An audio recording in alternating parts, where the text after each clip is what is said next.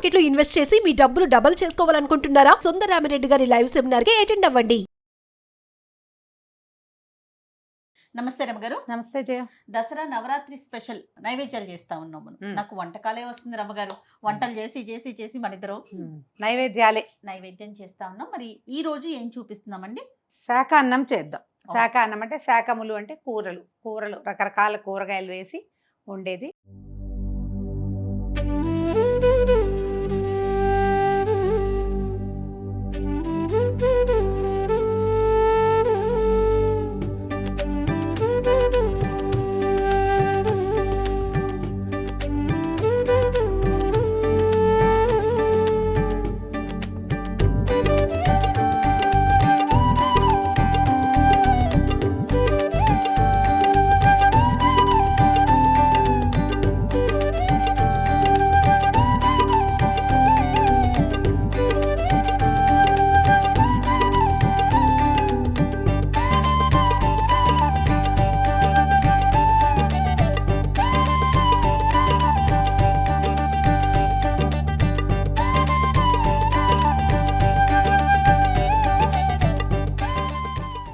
ఇది ప్రత్యేకంగా అన్నపూర్ణాదేవికి కానీ కాళరాత్రికి కానీ అంటే మహిషాసుర మర్దిని 9వ రోజు మహర్నవమి నాడు కానీ లేకపోతే అన్నపూర్ణాదేవికి 4వ రోజు అట్లా అలాగే అమ్మవారికి కూడా మొత్తం అన్ని కూరగాయలతో అలంకారం చేస్తారు. అన్నపూర్ణప్పుడు అలా చేయొచ్చు.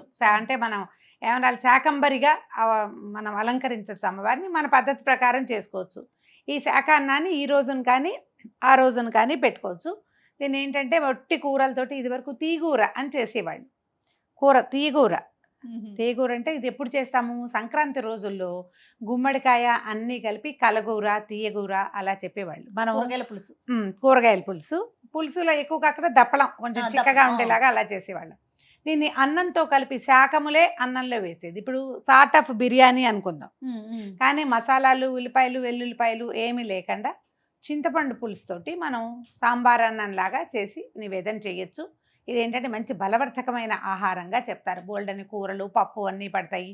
తర్వాత ఇందులో రకరకాల గింజలు వేసుకోవచ్చు. చక్కగా నెయ్యి తాలింపు వేస్తాం. నెయ్యి వేసి అమ్మవారికి నివేదన చేసుకోవచ్చు. ఒకసారి స్టార్ట్ చేసే ముందు ప్రాసెస్ ఒకసారి చెప్పండి రమ్మగారు. మనం అన్ని రకాల కూరగాయలు వేసుకోవచ్చు. చేదైనవి అవి మానేయాలంతే. అంటే కాకరకాయలు అవి లేవు. సొరకాయ గుమ్మడికాయ తర్వాత ఏమో కొన్ని బెండకాయ ముక్కలు కొన్ని వంకాయ ముక్కలు ఒక అరటికాయ తర్వాత ఏమో దుంపలు బంగాళదుంపలు చామ దుంపలు చిలకడ దుంపలు తర్వాత అరటికాయ ఇవి వీటితో పాటు బీన్స్ చిక్కుడుకాయలు అలా ఇన్ని రకాల కాయగూరలు అన్ని తలా రెండు అన్ని ముక్కలు చాలా కనిపిస్తున్నాయి చూడు. ఎక్కువ లేవు. అన్ని రకాలు పెట్టని తక్కువ. ఒక టమాటా తర్వాత తోటకూర కాడలు దొరికితే అవి కూడా వేస్తే ఒక 2 ములక్కాడలు వేసుకోవచ్చు. ముల్లంగి మన ఇంట్లో ఎవరికైనా పడకపోతే మానేండి. పడితే కనుక ఒక ముల్లంగి ముక్క కూడా వేసుకోవచ్చు. కాస్తంత కరివేపాకు కొన్ని పల్లీలు కానీ బఠానీలు కానీ ఇవన్నీ నానబెట్టి పెట్టుకోండి. తర్వాత మనం ఎంత చేయదలుచుకున్నామో అంతకి బియ్యము సగానికి తక్కువగా కందిపప్పు ఒక గ్లాస్ బియ్యం అంటే ఒక చిన్న కప్పు బియ్యం అనుకోండి. హాఫ్ కప్ కంటే తక్కువ 2 గింజలు తక్కువగా కందిపప్పు కడిగి పక్కన పెట్టండి. ఇప్పుడు మనం సుమారుగా ఈ ప్రెషర్ ప్యాన్ అనుకుందాం. ఇంత చేయదలుచుకుంటే కనుక మనం ఏం చేయొచ్చు అంటే అంత చింతపండు నానబెట్టుకోవాలి. ఒక నిమ్మకాయ అంత చింతపండు నానబెట్టుకోండి. మనం 1 కప్పు బియ్యం వేయదలుచుకున్నాం అనుకోండి కనీసం 4 లేదా 5 కప్పుల నీళ్ళు పోసుకోవాలి. 5 కప్పుల నీళ్ళు చింత పులుసు అన్నమాట. చింతపండు పులుసు. దీనికి సాంబార్ పొడి రెడీగా ఉంటే చేసుకోండి పెట్టుకోండి. అది లేదా కొంచెం పప్పులు వేయించి మన ఛానల్లో సాంబార్ పొడి సింపుల్ పులుసు పొడి ఈ మెథడ్ ఉంది కనపడుతుంది. పులుసు పొడి ఎలా చాలా సింపుల్. కొద్దిగా ఒక్కొక్క స్పూను కందిపప్పు మినపప్పు శనగపప్పు 3 పప్పులు ఒక 5-6 స్పూన్ల ధనియాలు 1 స్పూన్ జీలకర్ర ఒక 1/2 స్పూన్ మెంతులు 1/2 స్పూను మిరియాలు 1/2 స్పూను బియ్యం ఇన్ని ఎండుమిరపకాయలు 10 మొత్తం వేయించేసి మెత్తటి పొడి కొట్టి పట్టుకోండి. ఇదే పులుసు పొడి. ఆ పొడి వేసుకుంటాం అనమాట. ఇవన్నీ కుక్కర్ పెట్టుకోవటము. కొద్దిగా ఒక చారెడు నీళ్ళు పోసి ముందు కూర ముక్కలన్నీ అందులో ట్రాన్స్ఫర్ చేయటము. తర్వాత ఏమో మనం బియ్యము పప్పు కడిగి పెట్టుకున్నాముగా బియ్యము పప్పు ఈ పల్లీలు ఒకవేళ ఉడికిన బఠానీలో పచ్చి బఠానీయో నానబెట్టినవి ఏమైనా ఉంటే అవి మొత్తం ఇందులో ట్రాన్స్ఫర్ చేయటం. దాంతోపాటు మనం ఏం చేస్తాం కడిగి పెట్టిన బియ్యం పప్పు వేసేసి చింతపండు పులుసు చక్కగా పిసికేసి మనం ఎన్ని గ్లాసులు పోస్తాం 4.5 కనీసం పోసుకోవాలి కదా. బియ్యానికి 4.5 నీళ్ళు పోసేస్తాం. పోసేసి ఉప్పు సాంబార్ పొడి అంత కరివేపాకు వేసేసి కుక్కర్ మూత పెట్టి 3 లేదా 4 విజిల్స్ రప్పిస్తే సరిపోతుంది. మన కుక్కర్ అంటే వచ్చేస్తుంది అనుకో 4, లేదు కొంచెం స్లో కుక్కర్ పాత పడింది అనుకోండి 2.5 విజిల్స్. 3వ విజిల్ రాగానే టక్కిని కట్టేయండి. ఓకే. చల్లారాక మూత తీసి చక్కగా నెయ్యి వేసి అంత పోపు కనుక పైన పెట్టేసి అంత కొత్తిమీర వేస్తే కదంబ సాదం రెడీగా ఉంటుంది. దీన్ని కదంబం అంటాం ఎందుకంటే మల్టిపుల్ కూరలు పడతాయి కాబట్టి. పులుసు అన్నం అనుకోండి, శాఖ అన్నం అనుకోండి, సాంబార్ అన్నం అని మీరు అన్నా కదమ్ము చాలా ఇష్టం. బాగుంది, కానీ ట్రెడిషనల్ గా అనిపిస్తుంది. కదంబం సాంబార్ అన్నము అంటే అదేదో దీనిలాగా ఉంది కదా. కదంబం అనగానే అమ్మవారికి కదంబ సాదాన్ని మనం నివేదన చేస్తాం. సూపర్ రమ్మగారు, స్టార్ట్ ఓకే. చేసేద్దాం. ఆన్ చేసామా? కొద్దిగా నీళ్ళు పోయి కొద్దిగా ఒక చిన్న గ్లాస్ నీళ్ళు పోయండి. నీళ్ళు పోసాక ఏం చేద్దాము, దీంట్లో ఒక చిటికెడు పసుపు వేద్దాం. ఓకే, మనం తరిగి పెట్టుకున్నాం రకరకాల కూరగాయలు. నేనేం చేస్తానంటే ఇది పొయ్యి మీద పడేసి ఒకటి తరిగి వేసేస్తానమాట. ముందు మనం ఏర్పాటుగా చేసాం కాబట్టి ఇన్ని తరిగి పెట్టుకున్నాం. కొంచెం కాగనిస్తారా? ఏం అక్కర్లా, వేసేసుకోవచ్చు. నేను చూడండి బీన్స్ వేస్తున్నాను. ఏవైనా అన్నీ ఇన్ని చాలండి, ఎక్కువ ఏం అక్కర్లేదు. 2 బెండకాయలు కూడా ఇందులోనే ఉన్నాయి. తర్వాత బెండకాయలు 2 ఉన్నాయి. ఎక్కువ జిగురు వస్తుంది, అంత కాకుండా ఊరికే 2 రుచి కోసం వేసుకోవాలంతే. చిక్కుడుకాయలు ఉన్నాయి. తర్వాత ఒక సొరకాయ ముక్కలు కాసినాయి.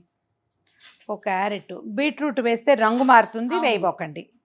తర్వాత ఇదిగో చిలకడ దుంపలు, ఇవేమో ఆలుగడ్డలు, తర్వాత చిలకడ దుంప ముక్కలు, ఇవి చామదుంపలు. పచ్చిమిర్చిని చిన్న ముక్కలు చేయొద్దు, ఊరికే ఒక ఘాటు పెట్టి పడేయండి. అప్పుడు ఏమవుతుందంటే దాన్ని రుచి వస్తుంది కానీ అది కలిసిపోకుండా ఉంటుంది. మనం నివేదన చేసిన తర్వాత వడ్డం చేసేటప్పుడు కాయ కనపడుతుంది చూడండి, ఇట్లా కనిపిస్తుంది కదా, దీన్ని అలాగా తీసి పక్కన పెట్టుకోవచ్చు. ఒక టమాటా వేస్తున్నాను. ఓకే, ఇప్పుడు ఏం చేస్తున్నానంటే ఇక బియ్యము కందిపప్పు కడిగాను కదా, అది వేసేస్తుంది. ఎక్కువ బియ్యం చాలా ఏం చేయక్కర్లేదు జయ, ఒక చిన్న కప్పు వేసినా కూడా బోల్డ్ అయిపోతుంది. కూరగాయలన్నీ ఉన్నాయి కదండి, చాలా ఉన్నాయి కదా. ఉప్పు వేస్తే పప్పు ఉడకదు అలాంటి అనుమానాలు పడకండి, చక్కగా ఉడికిపోతుంది. ఇది కుక్కర్ కదా. అది పులుసు పొడి ఏది ఉంటే అది. ఓకే,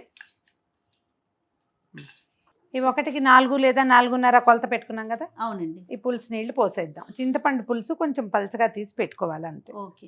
ఓకే, పల్లీలు నానబెట్టి పెట్టాను, కొన్ని నానబెట్టిన పల్లీలు వేసుకోండి. ఒకసారి గరిటె పెట్టి కదిపేసి పైకి కిందికి.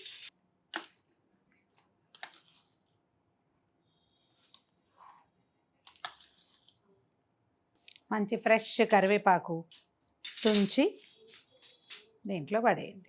మనం ఇందులో ఒక చుక్క నూనె నెయ్యి ఏమీ వేయలే. అవును, తర్వాత తాలింపు వేసుకోవటమే. చివరికి తాలింపు వేసుకుంటాము. కొంచెం మీడియం నుంచి హైలో పెట్టండి, మూత పెట్టేద్దాం. ఓకే. కుక్కర్లో చేసుకుంటే అతిపెద్ద వెసులుబాటు ఏంటంటే ఇదే. చిన్న కుక్కరే ఫుల్గా ఉంది కాబట్టి 3 విజిల్స్ రాగానే ఆపేసేయచ్చు. ఓకే అండి. ఓకే,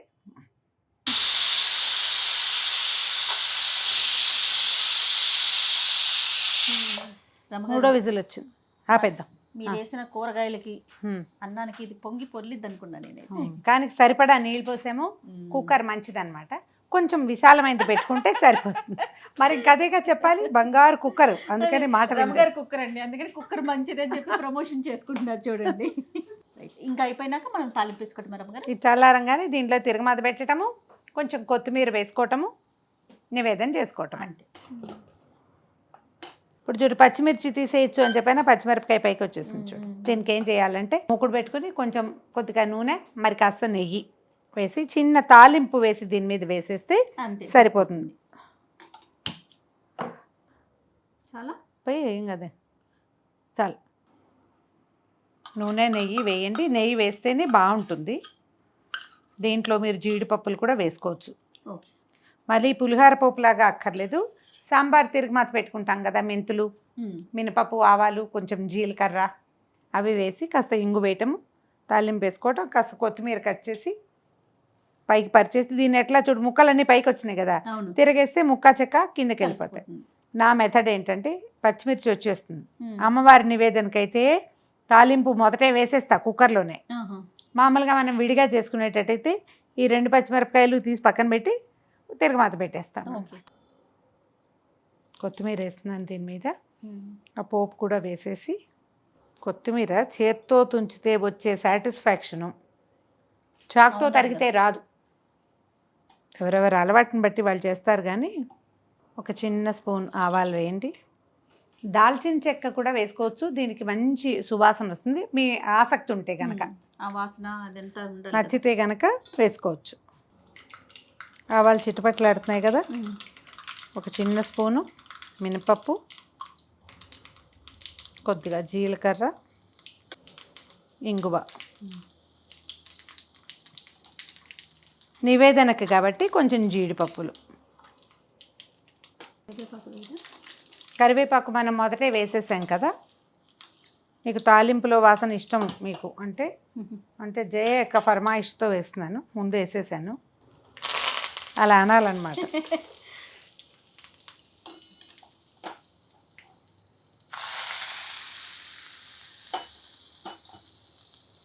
ఒకసారి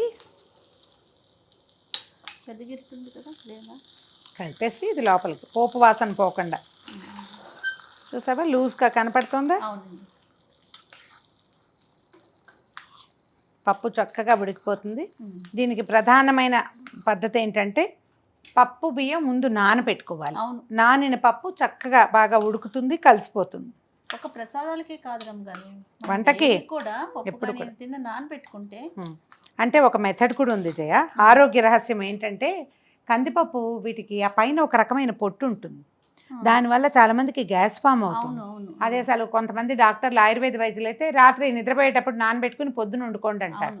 కనీసం 5-7 అవర్స్ కనుక నానితే పప్పు ఉడకటం, మనకి గ్యాస్ ప్రాబ్లం ఉండదు, గ్యాస్ వేస్ట్ కూడా కాదు. వేరే పాత్రలో పెట్టేసి అమ్మవారికి నివేదన పెట్టించేద్దామా? అట్లానే. కూర ముక్కలన్నీ ఎంత మృదువుగా కనపడుతున్నాయి చూసావా? అవును. కుక్కర్ అవ్వటం వల్ల మనకి వెసులుబాటు. ఇంత బియ్యం వేశారు చూడండి, ఎంత అయిందో. ఒక చిన్న కప్పు బియ్యం. అవును. కూరగాయలన్నీ ఉండేసరికి చక్కగా వచ్చింది. ఇది వడ్డించేటప్పుడు కూడా నివేదనకి మనం నెయ్యి వేస్తాం కొద్దిగా. నెయ్యి వేసుకుని తింటేనే ఇది ఎక్కువ బాగుంటుంది. అదే అలా కాదు, శాకంబరీ దేవికి అత్యంత ప్రీతిపాత్రమైన శాకాన్నం, చింతపండు తగ్గించటము, పెంచటము, ఇవన్నీ మన అలవాటు ప్రకారం చేసుకోవటమే. ఇలా నేను చెప్పిన కొలతల్లో చేస్తే చక్కగా వచ్చేస్తుంది. ట్రై చేసి చూడండి. అమ్మవారికి నివేదనలో ఒకరోజు తప్పకుండా ఈ శాకాన్నాన్ని లేదా కదంబ సాదాన్ని చేసుకోండి. తప్పకుండా రమ్మగారు. మరొకసారి సుమన్ టీవీ ప్రేక్షకులందరికీ దసరా శుభాకాంక్షలు.